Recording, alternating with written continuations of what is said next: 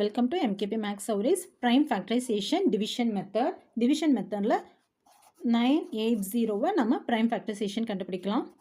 பார்த்தீங்களா லாஸ்ட்ல 0 இருக்கு. 0 வந்துனா 2 ஓட டிவிசிபிள்ல வரும். ஓகேங்களா 2 டேபிள்ல போலாம்.